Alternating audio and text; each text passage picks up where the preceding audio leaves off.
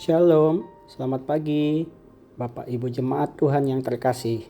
Sobat Rehat, kita berjumpa lagi dalam Renungan Harian Toraya Sabtu 21 Oktober 2023. Mari kita sama-sama satukan hati untuk membaca dan merenungkan firman Tuhan.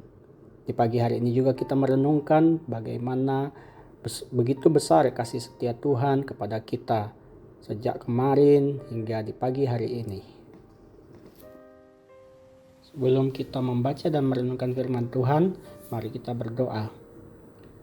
Tuhan Bapa kami yang ada di dalam kerajaan surga, pagi hari ini kami datang menghadap hadirat-Mu, mengucap syukur, limpah terima kasih oleh karena Engkau sudah pimpin, Engkau lindungi kami dalam peristirahatan kami, sehingga di pagi hari ini kami boleh bangun dengan tubuh yang diberkati.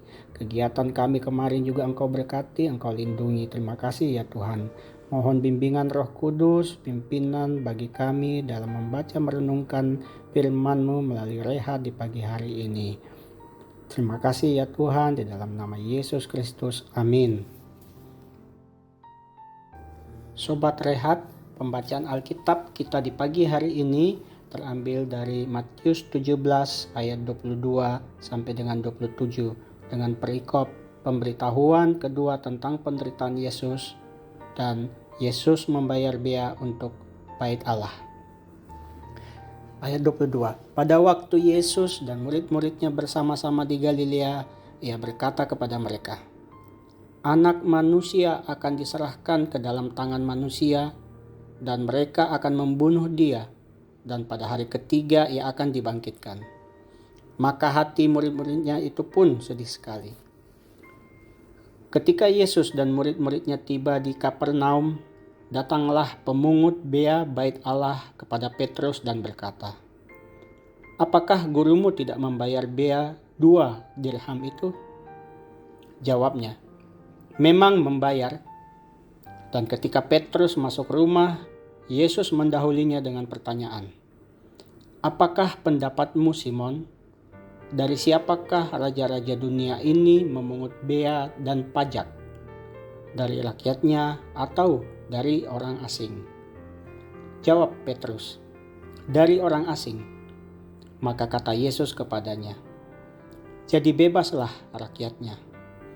Tetapi supaya jangan kita menjadi batu sandungan bagi mereka, pergilah memancing ke danau.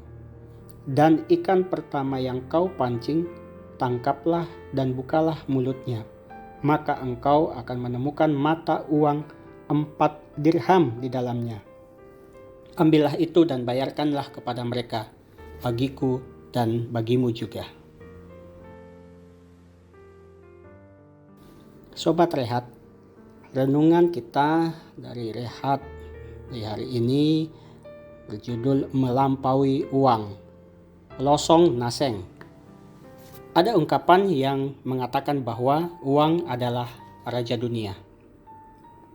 Fakta yang terjadi ialah ketika seseorang hidup berlimpah uang, maka banyak hal yang dapat diraih. Entah itu properti, jabatan, bahkan suara rakyat pun dapat dibeli dengan uang. Dan berbagai fakta dari kekuatan uang tersebut, bukankah dapat dilihat bahwa uang dapat menjadi ilah lain dalam mewujudkan hasrat manusia? Bagaimana persoalan ini jika dilihat dari lensa firman Tuhan? Sobat Rehat, tujuan utama kedatangan Kristus dalam dunia ini adalah demi keselamatan dan penyelamatan tersebut harus ditempuh melalui kematian di atas kayu salib. Meskipun mati, ia bangkit pada hari yang ketiga. Karya penyelamatan Kristus ini adalah sesuatu yang mahal, tetapi sifatnya tidak bisa dibeli dengan uang.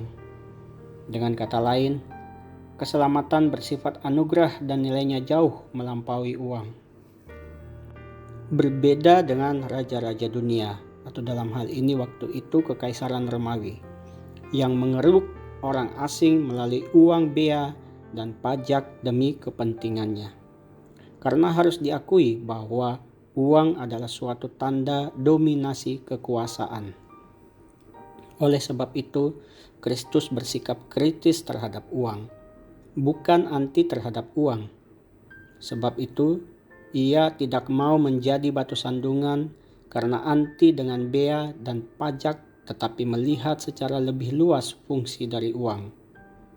Kristus menekankan bahwa uang harus dipakai sebagai berkat dalam pekerjaan mewujudkan tanda-tanda kerajaan Allah, yakni kasih dan keadilan bagi yang memerlukan.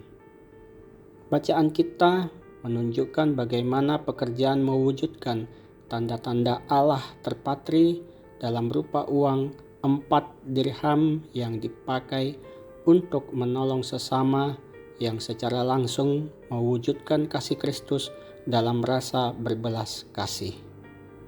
Amin. Mari kita berdoa.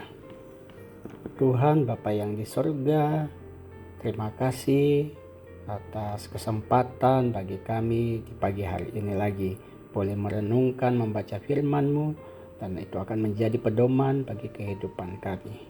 Terima kasih juga bahwa nikmat syukur yang Kau senantiasa limpahkan kepada kami.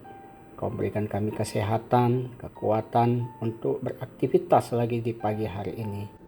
Dikala kami ada yang terbaring sakit ataupun dalam kelemahan tubuh, kami datang menghadap Engkau juga ya Tuhan, memohonkan pemulihan dan kesembuhan. Tuhan Bapa yang di surga, kami pun berdoa ya Tuhan, kami akan memulai aktivitas di pagi hari ini, yang bekerja, bersekolah, kuliah, rumah tangga, berusaha, dan juga dalam pelayanan kepada jemaat, Bapak Pendeta, Bapak Ibu Majelis, pengurus OIG, kepanitiaan, baik itu panitia pembangunan rumah ibadahmu ya Tuhan, panitia hari-hari besar gerejawi, dan kami seluruh jemaatmu ya Tuhan, memohonkan perlindungan dan dijaga di hari ini, sehingga kami dapat memancarkan kasih-Mu ya Kristus, dan juga bisa menjadi saluran berkat bagi sesama kami di hari ini. Terima kasih ya Tuhan, kami berdoa di dalam nama Yesus Kristus. Amin. Sobat Rehat, sekian renungan harian Toraya pagi ini. Tuhan Yesus memberkati dalam beraktivitas di hari ini. Shalom.